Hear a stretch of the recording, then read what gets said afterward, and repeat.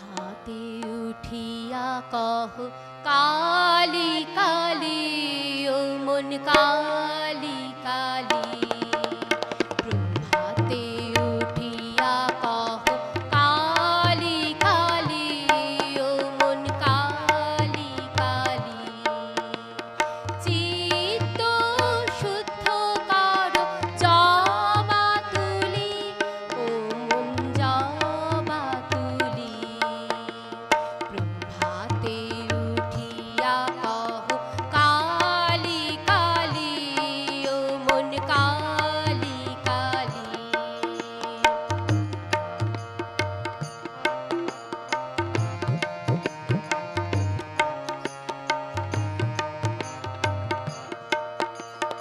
আনন্দে আনো তুলি বিল্লপত্র, রক্ত চন্দনে মন করি মিশ্রিত। আনন্দে আনো তুলি বিল্লপত্র, রক্ত চন্দনে মন করি মিশ্রিত।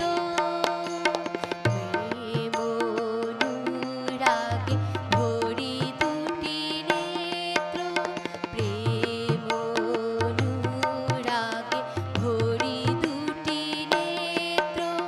মায়ের চরণ পুজো ঢুলি ঢুলি, ও মন হেলি দুলি। প্রভাতে উঠিয়া কহ কালী কালী, ও মন কালী কালী।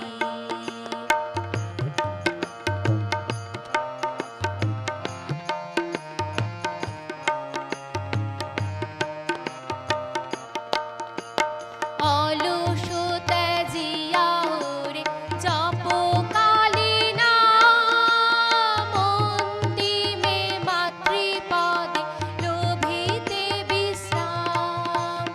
অলস ত্যাজিয়া ওরে জপ কালী নাম, অন্তিমে মাতৃপদে লোভিতে বিশ্রাম। ভবা পাগলা কহে শিব শিব রাম, ভবা পাগলা কহে শিব শিব রাম। অবিদ্য দূরে যাবে দেরে করতালি, ও মন দেরে করতালি। প্রভাতে উঠিয়া কহ কালী কালী, ও মন কালী কালী। চিত্ত শুদ্ধ কর জবা তুলি, ও মন জবা তুলি। প্রভাতে উঠিয়া কহ কালী কালী, ও মন কালী কালী। কালী কালী, ও মন কালী কালী। কালী কালী, ও মন কালী কালী। জয় বাবা। বাবা পাগলা কি আপন আপন গুরু মহারাজ কি জয়। জয় বাবা। এই সুরজিৎদা কিছু বলবেন একটু আসুন। এই বাড়িতে আমরা খুব গেছি, পাগল গেছেন। হ্যাঁ, একটা গাছ ছিল, গাছের তলায় গিয়ে বসতেন। উপরে পাগলের জন্য আলাদা ঘর, আমাদের ভক্তদের বাউলদের সব আলাদা ঘরের ব্যবস্থা গোলাতে। ঠিক আছে, তা সেই বাড়ির ছোট ছেলে বড়দা মেজদা দুইজনেই গত হয়েছে, দুইজনই খুব ভক্ত ছিল। পাগলের কথা কি বলবো, যত বলি বলা শেষ হবে না। আর আমি কতটুকু জানি তার সম্বন্ধে কতটুকু স্টাডি করেছি। যাই হোক, একটা স্মৃতি কথা বলি। এটা 80 সালের কথা, 1980 সাল। তা পাগলের মন্দিরে গেছি, আমি তখন গুরু খুঁজে বেড়াচ্ছি। যে আশ্রমেই যাই বলে তোমার গুরু নির্দিষ্ট হয়ে আছে, তোমার সদ্গুরু লাভ হবে। কোনো আশ্রম বলে তোমার পরম গুরু লাভ হবে। যাই হোক, সাধক বিজয় কৃষ্ণ গোস্বামীর আশ্রম থেকে স্বামী দীনেশানন্দজি যিনি প্রধান, তিনি বললেন তোমার পরম গুরু লাভ হবে। যাই হোক, পরম গুরু লাভ কথাটা মানে কি আমি ঠিক বুঝতে পারছি না।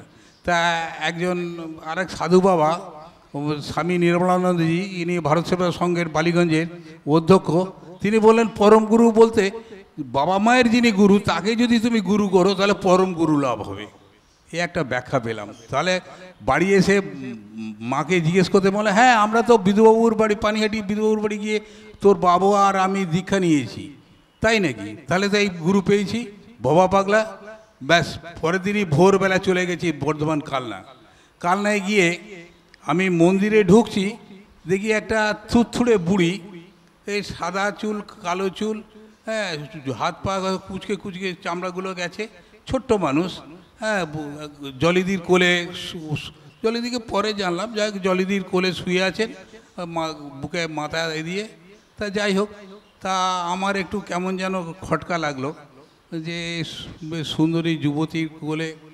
যাই হোক, পাগল মুহূর্তে ভেঙে দিলেন, বস পাশে বস, এখানে বস। আমি পাশে বসলাম। ও বাস দেখি একটা ওনার একটা ভালো ঠমক ছিল, মানে একটা শরীরে মোচড় দিয়ে উনি হঠাৎ আমার কোলে শুয়ে পড়লেন। পড়েই বলছে, বাবা আমার শরীরটা ভালো না। তা আমি কপালে হাত দিয়ে দেখতে যাচ্ছি, উনি ওর হাত আমার খপ করে হাতটা ধরে ওনার পেটে হাত, পেটটা যেন ঠিক একটা সরা উল্টে দিলে যেমন হয় ঠিক তেমন চকচকে বেশ সুন্দর, হ্যাঁ হাত দিলাম। হাত দিয়েই আমি লাফ দিয়ে উঠেছি, আরে সব বোলাস, এ তো বড় বড় লাল গরম কয়লার মধ্যে হাত দিয়েছি, মানে হাত মুহূর্তের মধ্যে সরিয়ে নিয়েছি। পাগল মুচকে মুচকে হাসছে, আমাকে বলল, তুই শালা তুই কি দেখলি কি বুঝলি, ভালো করে দেখ। আবার আমার হাতটা খপ করে নিয়ে পেটে দিল। আরে সর্বনাশ, এ কি, এ তো একদম বড় বড় বরফের চাই, তার মধ্যে হাত পড়ে গেছে। আমি শট করে হাত সরিয়ে নিয়েছি। পাগল মুচকে মুচকে হাসছে আর আমার মুখের দিকে তাকিয়ে বলছে, কি দেখলি কি বুঝলি, দু শালা ভালো করে দেখ বলে আবার হাতটা নিয়ে পেটে দিলেন। তখন দেখছি আবার সেই গরম লাল কয়লা, মানে জ্বলন্ত কয়লার মধ্যে হাত দিয়ে ফেলেছি। বাবা আমার শরীরটা ভালো না। তা বেশ বাবা বেশ, বস বস বস। তাই যাই হোক, আমার সঙ্গে বিধুবাবু ছিলেন। বিধুবাবু বললেন যে ও দীক্ষার জন্যে ঘুরে বেড়াচ্ছে, ও জায়গা পাচ্ছে না, তো পাগল তুমি ওকে রক্ষা করো, উদ্ধার করো। পাগল ঠিক আছে বস বাবা, আজ খাওয়া দাওয়া হবে, খাওয়া দাওয়ার পরে। আলো যাক, মানে খাওয়ার পরে হবে, মানে আমি সকাল থেকে না খেয়ে চলে গেছি, যা খাওয়া দাওয়া হবে। আর পাগল তো ছিলেন, একদিকে গান চলছে আর একদিকে খাওয়া চলছে, যতক্ষণ গান ততক্ষণ খাওয়াও চলছে, খাওয়াটা ওনার কাছে যেন মুখ্য বিষয়। যাই হোক, তার আগে আমি দেখেছি ওই নামটা কি, সুবল, হ্যাঁ সে কালো কাপড় কালো জামা, হ্যাঁ মাথায় একটা লাল ফেট্টি বাঁধা, হ্যাঁ সব গলায় চক্কর চক্কর সব, হ্যাঁ ও দেখি মাছ কাটছে। পাগল বললো, চল বাবা আমাকে একটু সঙ্গে নিয়ে চল। তা বিধুবাবু একদিকে ধরলেন, আমি একদিকে ধরলাম, কুয়োর পাড়ে গেলাম। এই রকম বড় বড় বোয়াল মাছ, আমার দেখে মনটা খুব শান্তি হলো, যাক বড় বড়। তা কাটা হচ্ছে, পাগল বলে দিচ্ছেন কীরকম পিস হবে, কীরকম মানে কাটা হবে, হ্যাঁ মানে সব কত পিস হবে সব বলে দিচ্ছেন। আবার পাগল রন্ধনশালায় গিয়ে আবার বলে দিচ্ছেন কি কি মশলা দিয়ে কীভাবে কি রান্না হবে।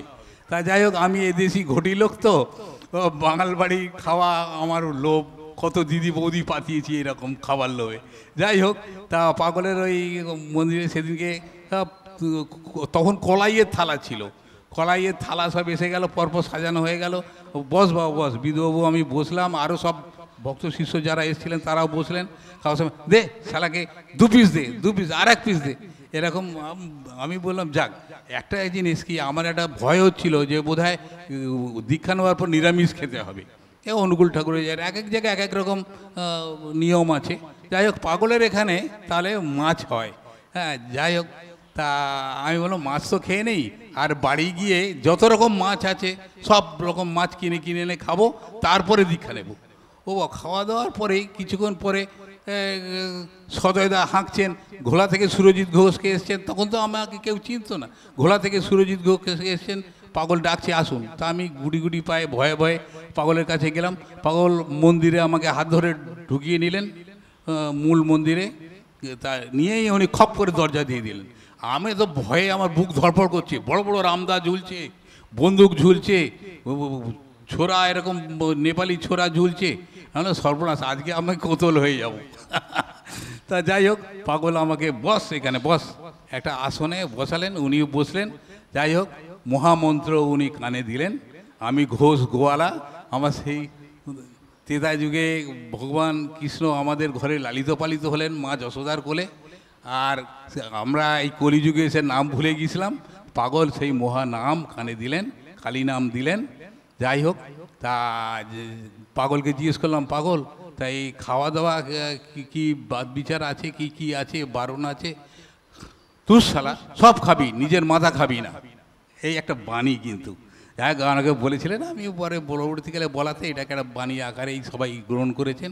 হ্যাঁ, সব খাবি, নিজের মাথা খাবি না। যাই হোক, সেদিনকে সন্ধেবেলা আমি ফিরলাম, কিন্তু আমার মনটা খুঁতখুত করছে। বিধু বলছে, তোমার মনটা কেন এরকম বিক্ষিপ্ত হলো?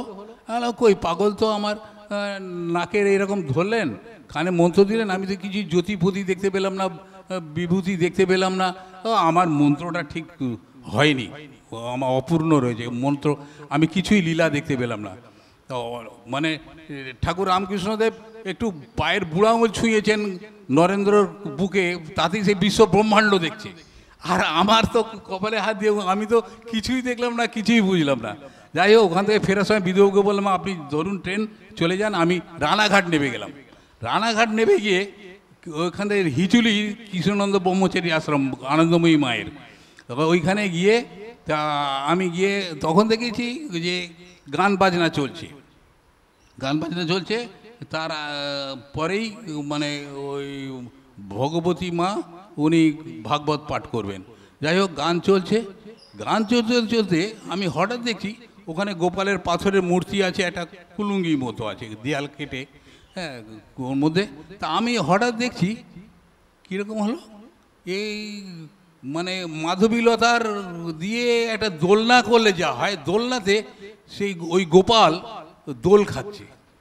আমি আবার ভুল দেখছি, আমি আবার কুয়োর পাড়, সামনেই কুয়োর পাড়, ওখানে গিয়ে হাতে পায়ে জল দিলাম, চোখে মুখে জল দিলাম, দিয়ে এসে মুছে বসেছি।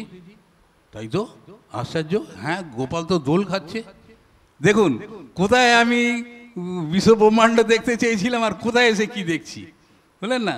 যাই হোক, তা আমি যখন বললাম কি, কৃষ্ণনন্দ ব্রহ্মচারী ছিলেন ওখানকার প্রধান, কৃষ্ণনন্দ ব্রহ্মচারীকে বললাম যে আপনার গোপাল তো দোল খাচ্ছে, দেখুন, হ্যাঁ আপনি দেখুন, আসুন এইখানে আসুন।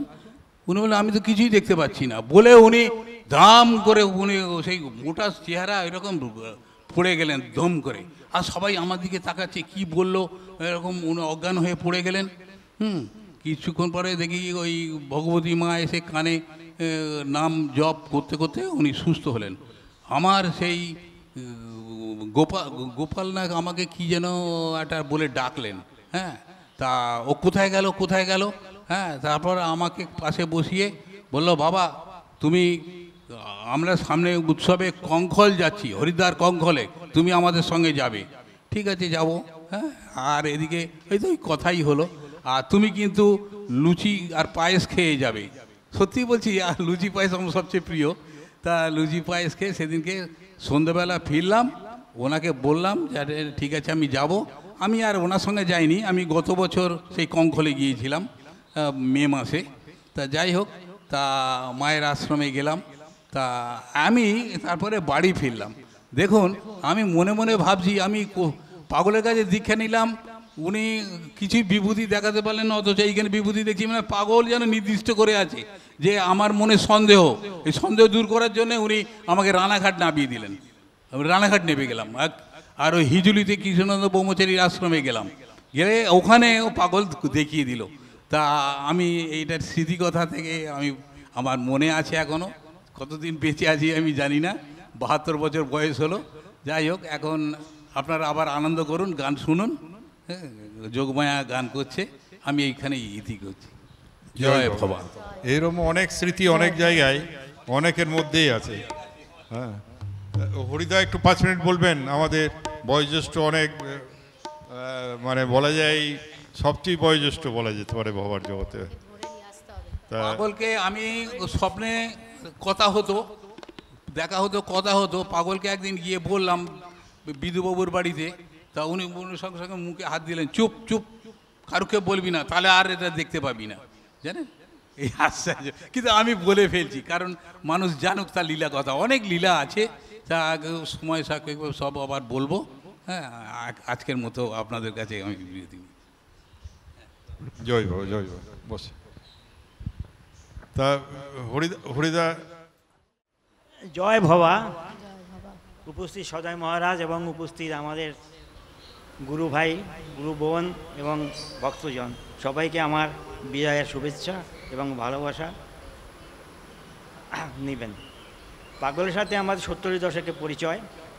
আমি আমার স্ত্রী দুজনেই কালনা মন্দিরে দীক্ষিত। তা সদয় মহারাজ একটা ঠিকই বলেছেন, আমি এখানে সবচেয়ে, আমার এখন 85 বছর বয়স। তা আমি সত্যিকার সিনিয়র একজন মানে পাগলের মানে দীক্ষিত বলা যায় এখানে। আর এটা আচ্ছা, আর পাগলের ব্যাপারে কোনটা থেকে কোনটা কি বলবো বলা যায় না। এই যে সুরজিৎবাবু বললেন, ওনাদের বাড়ি খবর আমি জানি, ঘোলা সকাল থেকে সন্ধ্যা পর্যন্ত ওনারা হয়, এটা আমি জানি, আমাকে বলেছেন। খবরাখবর আমি রাখতাম এই কারণে যে এখানে একজন মানে সদস্য ছিলেন সন্তরিতে, তার কাছেই সমস্ত কথা আমি শুনেছি। এখন পাগলের সম্বন্ধে অনেক কথা, কোনটা থেকে কোনটা বলবো বলা মুশকিল, তবে আমাদের দীক্ষার ব্যাপারটা একটু বলছি।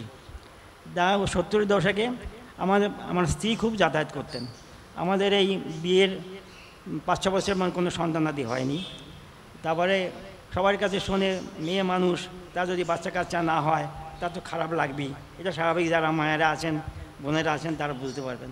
তা ওই আমাদের নাটকের বাড়ি কদমতলা, তরুণপল্লীতে আমরা থাকি। ওইখানে শ্যামাপদ সাহা নামে এক ভদ্রলোক ছিলেন, সেই বাড়িতে পাগল যাতায়াত করতেন। তা আমার স্ত্রী শুনে ভালো যে ওখানে একজন আসছেন, যাই, যদি আমার বাচ্চা কাছে কিছু করা যায় হয় কি না। তাই উনি যাতায়াত করতেন, সেই সুবাদে আমিও মাঝে মাঝে যেতাম। তা ওখানে একটা ওই শ্যামাপদের বাড়ির সামনে একটা কোঅপারেটিভ স্টোর ছিল, আমি ওই একজন কর্মকর্তা, ওখানে আমি রাত্রেবেলা যেতাম। তারপর ওই শ্যামা সার বাড়িতে নানা রকম গান বাজনা আরম্ভ হতো, পাগলের গান হতো, পাগলের গানই মেনই হতো। অন্য কোনো গান, অনেক লোক আসতেন, ভালো ভালো বিজ্ঞজনেরা আসতেন। তা আমিও মাঝে মাঝে গিয়ে বসতাম। তারপরে আমার স্ত্রী ওখানে যাতায়াত করার পরে উনি যেতেন, যাওয়ার পরে ওদের সাথে কী কথাবার্তা তো আমি জানতাম না, তবে আমার সাথে পাগলের অনেক কথাই হতো, শুনতাম, কিন্তু বলার মতো কিছু ছিল না। তা মনে মনে ভাবলাম যে এটা দীক্ষা নিলেও কেমন হয়। তা আমার মা বৈষ্ণব, সে মানে খাঁটি একের বৈষ্ণব, তুলসী মালা থাকতেন গলায়। তাই উনি মানে কি বলে, শাক্ত নাকি মহারাজ, শাক্তই তো বলে না, শিবতন্ত্রী যা শাক্তই। সুতরাং তারা মা অথবা মেনে নিতে নাও পারেন, তবু মা কাছে তোরা দীক্ষা নিতে পারিস, আমার কোনো আপত্তি নেই। যাই হোক, দীক্ষা নিলাম। তারপরে তো বাচ্চা কাছে হচ্ছে না, দৌড়াদৌড়ি করতেছে। তখন পাগলের কাছে বলল, পাগল বলছে কোনো ডাক্তারের ওষুধের দরকার নেই, তোর বাচ্চা হবে। আর যথাসময় বিয়ে 6 বছর পর আমার একটা সব কন্যা সন্তান হয়, পাগলই নামকরণ করেছেন। আমার মেয়ে এস্টাবলিশ, খুব ভালোই আছেন, এবং সত্যিকারে জামাই নিয়ে আমি গর্ব, হিসাব রাইফেলে চাকরি করে। এইবার আমি দীক্ষাতে আসি। এখন দীক্ষা নেব, সরকারি চাকরি করি। যারা নাকি পুরনো লোক আছেন জানেন, পশ্চিমবঙ্গ সরকারি চাকরি করি, আমি পাবলিক হেলথে চাকরি করি। আমার মানে রুটি রোজগার হচ্ছে 125 টাকা, 25 থেকে 200 টাকা স্কেল, মানে কেরানি স্কেল। সুতরাং দীক্ষা নিলে তো কিছু দিতে হবে, কিন্তু দীক্ষা আমি নেব হাত তো শূন্য। যাই হোক, দুইজনে আমরা কালনা গেলাম। তারপরে উনি আমাদের মায়ের মন্দিরে আমাদের দীক্ষা দিলেন। হাতে পয়সা নাই, 5টি টাকা দিলাম, স্রেফ 5 টাকা দিলাম পাগলের হাতে। উনি তাতেই খুশি, বাবা খুবই খুশি। এই তারপরে আমরা তখন থেকে পাগলে ওই শ্যামবাবু বাড়িতে যেতেন, আমরা যেতাম। আস্তে আস্তে সবার সাথে পরিচয় হলো, সদয় মহারাজের সাথেও পরিচয় হলো। সদয় মহারাজ এখানে আশ্রম করলেন, আমরা যাতায়াত করতাম। তারপর সদয় মহারাজ, তখন উনি মহারাজ হননি, এখানে প্যান্ডেল করে, মানিয়াটি মিছিল সামনে প্যান্ডেল করে স্বামী সত্যানন্দ গিরি মহারাজ, তেজেন মহারাজ, উনি তাকে এই শিরোপা দিলেন স্বামী সমানন্দ গিরি মহারাজ। এই হল সদয় মহারাজ তখন আমাদের কাছে এই আশ্রমের তৈরি একান্ত। সুতরাং সদয় মহারাজের জন্য আজকে আমরা এখানে আসি। উনি এই প্রচেষ্টা, ওনার প্রচেষ্টা যে এই মন্দির হয়েছে, তবু তো আমরা আসতে পারি। তা নাহলে কালনা যাওয়া তো মতো ক্ষমতা এখন নেই, বয়স হয়েছে, কী করে পারবো বলুন। তবু সদয় মহারাজ আছেন বলে ডাকেন, খোঁজখবর নেন। এই তো আমি সেদিন অসুস্থ ছিলাম, উনিকে দেখে আসছেন। সুতরাং ওনার এই যে আন্তরিকতা এবং ওনার ভালোবাসা এ সত্যি ভোলার নয়। যখনই কোনো সময় পায় না ওদিকে গেলে একবার আমাদের ওদিকে যাতায়াত করেন। সুতরাং পাগলের সবই পাগলের ইচ্ছা। আমাকে কে ভালোবাসবে না সে তা কেউ নাই, পাগলের ইচ্ছা না। পাগলের ইচ্ছায় আমি একটা ছোট্ট ঘটনা বলি। দেখেন, আমার ছোট্ট একটা ঘর ছিল, উপরে অ্যাসবেস্টাস। তা পাগল একদিন আমাদের বাড়িতে গেলেন, এই তোদের বাড়িতে খাবো। কি খাবো? কি খাবে? খাওয়ার তো কিছু নাই। লুচি খাবো। বেগুন কেনারও পয়সা আমার নাই। আমার এই অবস্থা। আমার বউ তো কেঁদে দিছে। উনি এখানে উপস্থিত আছেন, মানে এমন আমার অবস্থা, যারা এরা জানে আমাদের অবস্থা কী অবস্থা না। আজকে তো বেগুন দিয়ে আর সবাইই খাওয়াতে পারি, কিন্তু তখন একটা বেগুন, মানে বেগুন ভাজা, কি বেগুন ভাজা নাকি গো, কি হ্যাঁ, ময়দা ছিল না, পয়সা নেই, পয়সা নেই। তারপর ওখানে বসে অন্য দোকান ফ্যান, আমার ফ্যানও নাই, পাকা দিছি, হয় নাই, পাকার পাতা দিতে হবে না, সেই ঘেমে ঘেমে গেছে কিছু। সুতরাং আমরা এমন কষ্টে ছিলাম। সেই বাড়ি আমার এখন আপনাদের সকলের আশীর্বাদে, পাগলের আশীর্বাদে এখন সেখানে সবই হয়েছে। কিন্তু কালের পরিবর্তনে সবই সম্ভব। যাই হোক, অনেক কথা আছে, সব গুছিয়ে বলাও যাচ্ছে না, বয়স হয়েছে তো পারছি না বলতে। তবে এই যে বললাম যে আমার মোটামুটি আমরা ভালোই আছি, সবাই আমরা ডাকলে আসতে চেষ্টা করি। তো বয়স হয়েছে তো বয়সের বারে পারি না এখন। সুতরাং আমি সামান্য একটু কথা বললাম, আপনারা আমার ভুল ত্রুটি হইলে মানে মনে কিছু করবেন না। সকলকে আমার বিজয়ের শুভেচ্ছা ভালোবাসা দিয়ে আপনারা আমি এখানে শেষ করছি। নমস্কার। মধু, তুমি একবার একটু কিছু বলো। আমাদের আগে যে দুইজন বক্তা বললেন, মানে এরা পুরনো পাগলের সঙ্গ করেছে এবং পাগলের শিষ্য। তা আমাদের আবার ভবা সর্বক্ষণ আছেন, এই বলে না চোখের দেখা ফাঁকা, মনের দেখা পাকা। সে মনের দেখেছে যারা, তাদের মধ্যে অদ্বিতীয় আমাদের মধুসূদন সাহা, সে আশ্রমের সাথে ওতপ্রোত জড়িত। তাকে নবাগতদের মধ্যে তার মুখ দিয়ে দু একটা কথা শুনতে চাই। জয় বাবা।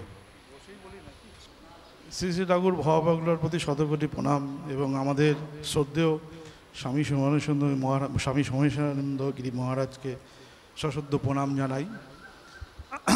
আমি খুব বেশি বলতে পারবো না এই কারণেই, কেন আমি তো সচক্ষে ভবা পাগলাকে দেখিনি। তাকে আমি পেয়েছি ঠিক অনেকে যেরকম বলে, অনেকে দাদু, অনেকে গুরু বলে, অনেক রকম বলে। আমি তাকে পেয়েছি ঈশ্বরের মতন, ভগবানের মতন। ঈশ্বর ভগবানকে যেরকম চাইলে, বললে কিছু তার একটা মিরাকল ঘটে, কিছু প্রাপ্তি হয়, সেইটা আমি দেখেছি।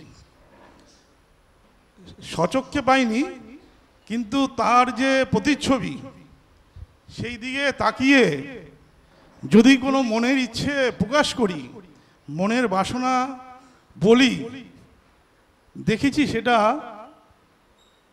চট করে না দিলেও তার কিছুটা অন্তত আশ্বস্ত করে, যে একটা হতাশ অনেক দিন ধরে যদি কিছু হয়, সেইখান থেকে কিছুটা হলেও মুক্তি লাভ দেয়।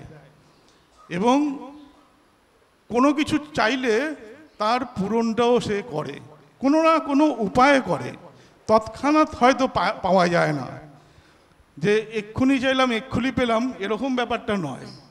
যদি মনের সেই চাওয়ার যে ইচ্ছে এবং বাসনা, এবং তাকে সম্পূর্ণ যদি তাকে ভক্তির সাথে যদি ডাকা যায়, আমি সেটা অনেকের মুখে শুনেছি, অনেকেই অনেক রকম মিরাকল কিছু বলেছে, এবং তারা সাক্ষাৎ এরকম অনেক উদাহরণ আছে। কিছুক্ষণ আগে একজন বললেন, উনি তো সাক্ষাৎ পেয়েছেন। তা আমি এরকম অনেকের বাড়িতে গিয়েছি মহারাজের সাথে, অনেকে এরকম সঙ্গ করেছে, পাগলের সামনাসামনি গিয়েছে, দীক্ষা নিয়েছে, আর অনেক ঘটনা অনেকের কাছে এরকম শুনেছি। আমি সেটা না পেয়েও আমি উপলব্ধি করেছি যে উনি সাক্ষাৎ ভগবানের মতন, উনি সেই সব জিনিসগুলো উনি কিন্তু এখনো দিয়ে যাচ্ছে। তার মানে কি উনি আছেন, এখনো আছেন, উনি কোথাও যাননি, উনি আমাদের মধ্যেই আছেন। তাকে সব জায়গায় পাওয়া যায়, তাকে নির্দিষ্ট কোনো জায়গায় যেতে হয় না। যেখানে চাইবেন আপনি যেখানে যাবেন, সে সমুদ্র বলুন, পাহাড় বলুন, জঙ্গল বলুন, বাড়ি বলুন, ঘর বলুন, আশ্রম বলুন, যে কোনো মঠ মন্দির, যেইখানে যাবেন তাকে স্মরণ করলে আপনি তার উপস্থিতি উপলব্ধি করবেন। এটা এটা মানে যে মনের ভেতর থেকে বিশ্বাসের সাথে যে এটা করে দেখবে, সে নিজেই এসে এইখানে এসে বলবে, জয় বাবা, বাবা পাগলা কি যে আমি এটা জয় পেয়েছি। বাবা। তা আমরা যাকে পেয়েছি, যার সাথে আমরা দীর্ঘদিন সাথে সাথে সঙ্গ করছি, আমাদের মহারাজ, তিনি তার সাথে থেকেছেন, আমরা তাকে পাচ্ছি, তার থেকে অনেকটা নেওয়ার চেষ্টা করছি। সে আমাদের ভবা পাগলার থেকে তিনি যা পেয়েছেন, আমাদেরকে সেই জায়গা থেকে অনেক শিক্ষা দেওয়ার চেষ্টা করছেন, অনেক ভুল ত্রুটি ধরিয়ে দেওয়ার চেষ্টা করে। এখনও আমরা দেখি, আমার 56 বছর বয়স, এখনও আমি তার সাথে থেকে দেখি যে অনেক কিছুই শিখিনি, অনেক কিছু জানিই না, এবং এখনও মনে হয় সে বাচ্চার মতন সে শিখতে হচ্ছে, ভুলভ্রান্তি হয়ে যাচ্ছে, বকা বকা প্রচুর দেয়, অনেক সময় মনটা খারাপ হয়, কিন্তু পরক্ষণে ভাবি না, এটা ভবিষ্যতের জন্য খুব ভালো, এখনও শেখার আছে, এখনও দেখার আছে। আগামী দিনে আমার প্রজন্মকেও যদি শিক্ষা দিতে হয়, তাহলে এই শিক্ষায় শিক্ষিত করতে হবে, এবং আমাকেও যদি সঠিক পথে চলতে হয়, তাহলে এই শিক্ষায় চলতে হবে।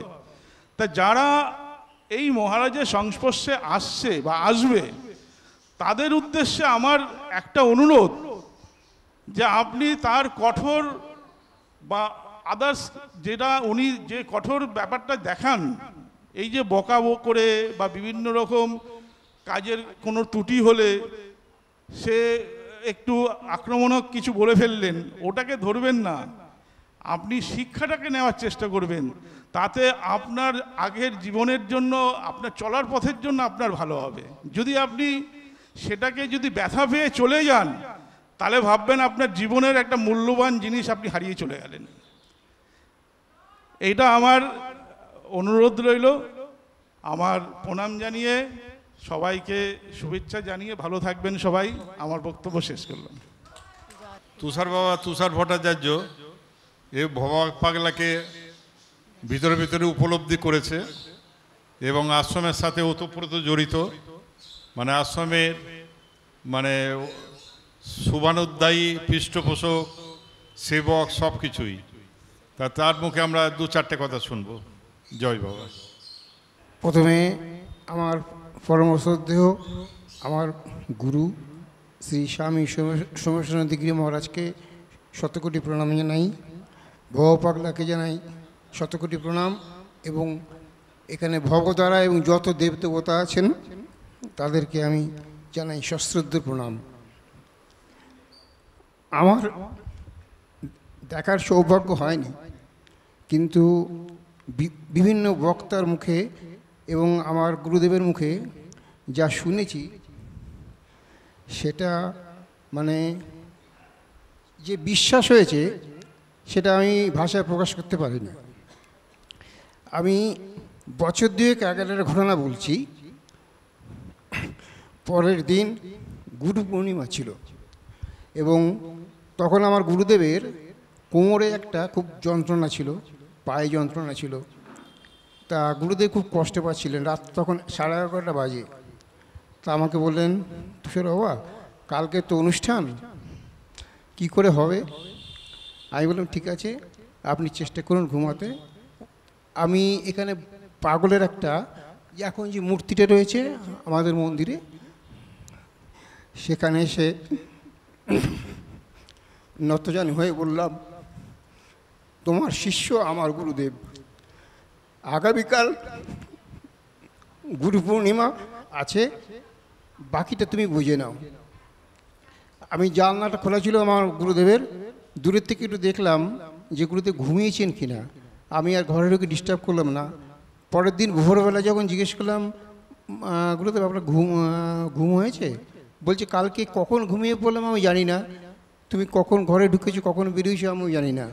এই যে উপলব্ধি, যে মানে আমি ভাষা প্রকাশ করতে পারছি না।